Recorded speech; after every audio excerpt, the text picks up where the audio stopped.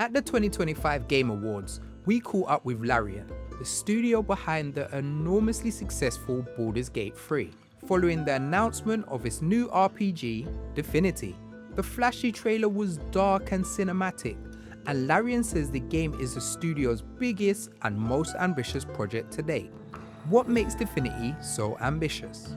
Well, I mean, like the level of agency that we're going to give you is very, very high, much higher than we had in BG3. At least that's our ambition. And this is agency at pretty much all levels, right? So it's at the narrative, it's the systems level. So that makes us our most ambitious. It's the biggest game that we've ever made. Wow. Longer, deeper sequences of consequence. Okay. So things that, so one of the things that gives my heart joy when I play our games is when the things click into each other. The narrative, the systems themselves, they click into each other.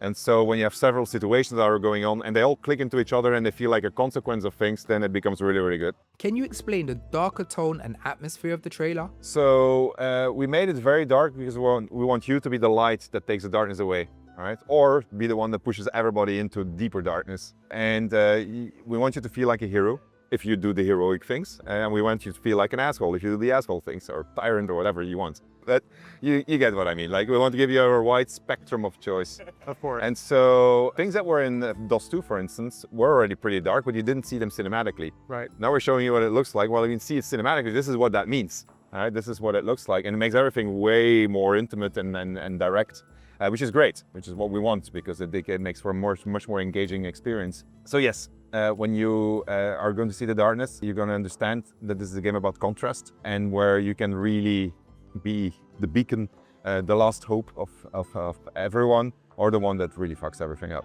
I'm a huge 40k fan, so I'd heard rumblings of Total War 40k, and I was really happy to see it. It's very different to us. We're not in the grim darkness, there is only war, where there is light and hope. We don't want to make something that is all that tone, can do that, but we want to confront you with horror and then say, what are you going to do with it and about it?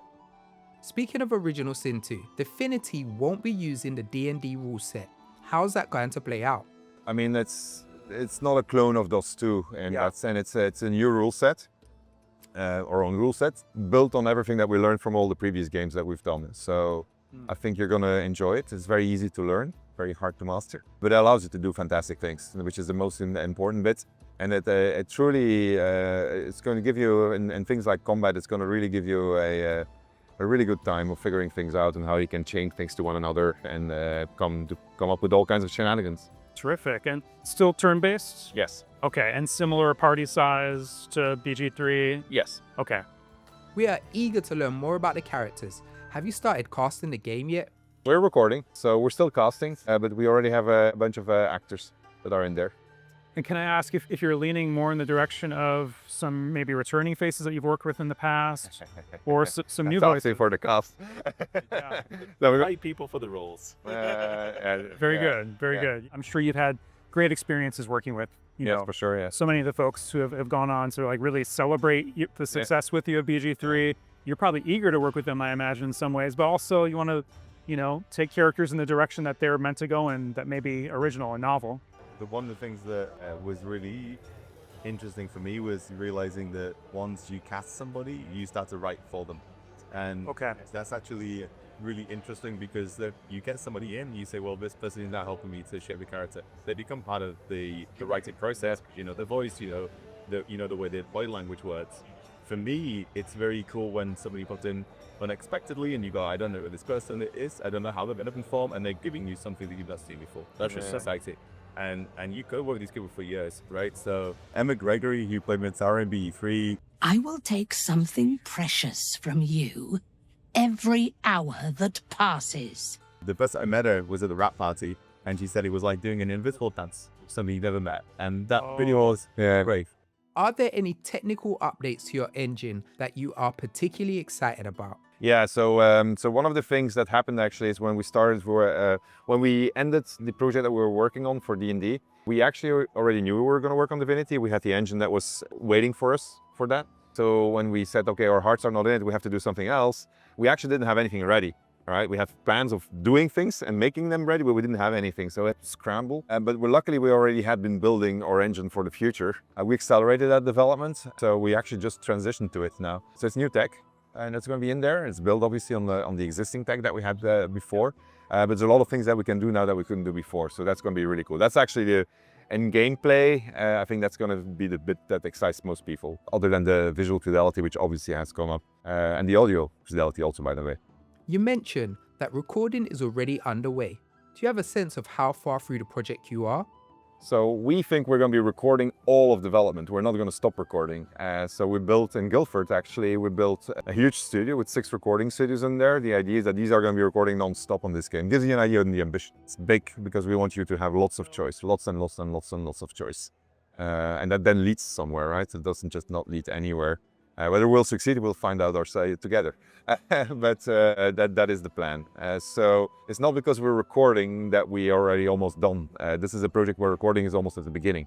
Coming off a game as critically and commercially successful as Baldur's Gate 3, does moving on to a new project feel like more pressure or less? Yeah, it's more pressure, yeah. So there's definitely the weight of the expectations weighs high. And so we're trying not to think about it because we have to make our own thing. But even when we don't think of the outside expectations, just the expectations we have for ourselves, like that, we need this up high, and so that's what we're working towards. So it was an interesting journey that the team already has done on this, because like when we started on this, it was like, oh, we know how to do this, all right? By now we've been humbled by a development experience, by the actual development again. So I said, no, we don't know anything. We have to relearn everything, but we do have the experience of the past with us. So every game has its own language that you need to learn, right? So nothing crumbles your ego faster than trying to make a video game. Yeah.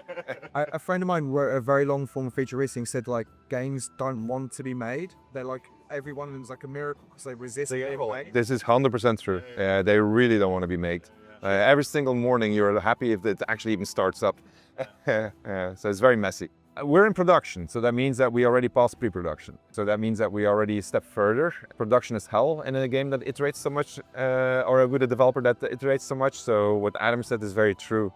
Game resists us, but we shall vanquish it. Going back to the characters, would you say they're not complete until they're cast? Believe until we should, honestly. Yeah, Like, okay. always learning about them, right? So I think because the way the game works, and because the player is the most important character, or the players are the most important characters, so anything else is reacting to them, which means that you don't know what the character needs until you know what the player needs. So even as you come toward the end, one of the great things about working on Baldur's Gate 3 was you would have these moments where you say, oh shit, they do this if I say this, or if I do this, they would have to do this. And you hadn't planned it, you hadn't thought about it, but once you know them, you know how they react, so you're kind of improvising along with them. So we have characters that I'm already happy with. I don't know who the hell they are yet, because I don't know the end of the journey yet. And we'll know who they are then. Right now, they're a sketch, and we're starting to piece them together. But yeah. And don't forget the visuals also, right? Yeah, exactly. The visuals change also through development. They have a big impact also. You know, the identity of characters is a continuous journey. Plus, if we go to early access, it also depends on if players like them or not. Do we have to, like Shadowheart, for instance, went through a journey of transformation. So did Astarion, actually. So they will. I mean, so there was a lot of tinkering and toying with the characters as we progressed, and we got to know them better. Are you concerned that players may be expecting Baldur's Gate 4? Yeah, I know. I mean, so we had the same thing with when we announced BG3. Everybody said, "Oh, it's DOS 2." Yeah, right. Yeah, so that was for us a huge surprise. We said, "Yes, no." Because I'm sure you don't want to make the same game. No, we don't want to make the same game now. Yeah, so we want to make a better game, which has new things in there, that lets you do things that you haven't done before. And I think we have those things in the game. So we just need to make them work all together, which might take some time. Well, Sven said earlier there was a moment we realized our hearts weren't in it. Our hearts are in this. We're excited. And we wouldn't be excited if we were making the same game again. So it needs to make us. We need to, because we play it every day, right? And you need to have those moments where you go, oh shit, yeah, I haven't seen this before, or I haven't done that before. One of the worst things about trying to make this goddamn game is the amount of times we do something. We go, this is really cool, but also we did do it in Baldur's Gate 3. Yeah. And it's not a specific thing, but you recognize the patterns, right? And we were very, very harsh on ourselves when we were making BG3. Same for every Larian game. You go, I don't want to repeat a pattern. You want to keep giving people something new so they don't get familiar and they don't say, I did this quest already. You know, like, so this one is the one where I do A, then I do B, and then I do C. And now we're like, oh shit, this is really cool. But also, yeah, we did do that. We did that already, you know? So we're constantly trying to find things. And this is where the agency comes in again, because if you make the connections between characters, narratives, situations, gameplay more complex in how they ripple out, then they don't feel complex to the player because they're just naturally experiencing them. For us though, oh my God, like, you know, you're looking at this matrix and saying like, how does it all fit together? But what you want is for the player to just experience it and go, yeah, that was just a story that I got told. With so much player choice in your games, how much does flexibility in your workflow and your ability to adapt act as your secret sauce? It is. I mean, because but we build this is also why our new engine is so important to us, because it allows us to do things more flexible also. So everything we do is to allow our efficiency to become higher, and then we use that efficiency to be able to try more. So if you, for instance, the recording that's happening in our recording studios in Guildford right now, we automated a whole bunch of the pipeline. So at this point, it's almost as if the moment it's recorded, it's in game. Not 100% yet, but we're getting there, which in turn allows us to do more, right? Because now we can record more, we can try stuff, we can say and do like that. So it's an important part for us. And the same thing goes for our systems also. There's a new system, it's called FOF. This doesn't matter, but it's a subsystem that allows our designers to more rapidly experiment with rules, which is good because it allows them to do flexibility, and then we have better analytics engines. So when our playtesters are playing, we say, that's not working, that's working. So now we can change the rules faster, right? So, and then if we see the story's not working or permutation's not working, it's fine, we'll just re-record it. We got the studio, the actors are there anyway, so so you got all that. But it's taken years and years to get to this point, right? So every single game we've improved this tech a little bit. And we have tech that plays the game automatically, so there's automated testing going on, so that things are being, because it's we already had it on BG3, right? It's so large, so when a developer, we're almost there, not 100%. When a developer does a change now, the game first plays itself, so that the change doesn't break for the entire company, and only then do we get wheels in our hands. But that happened on, you don't want to know how much servers are active doing this thing, but it helps us tremendously in more rapid iteration. I was talking to somebody who had worked on a game, and they had script lock before they had a level built. Oh yes. And I was like, how do you do that? Because like for us, we have to be walking around the game world to know if the writing's good. Because it has to be, we have to see it in the game. Yeah. And obviously it's an imperfect version of the game, but the closer it is to the thing the player will be looking at, the better we know it. Because the thing is, like, you know, we're writing for a very specific medium and a very complicated genre within that medium. So on paper, it can be a really good story. You put it in the game, it's often really isn't a very good story. How often that you'd find yourself writing like a dialogue and you read it through in the file and you're like, that seems fine. Put it in the game. Oh, that's garbage. I didn't do any of that. Yeah, no, well, you say sure, but until you see it, because that bit is an unbelievable part of the process. You feel it in your gut, like it's not even your brain. You just go, that I don't buy that. Yeah.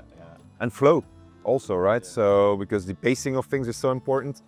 For more on Divinity and the biggest upcoming PC games, subscribe to PC Gamer.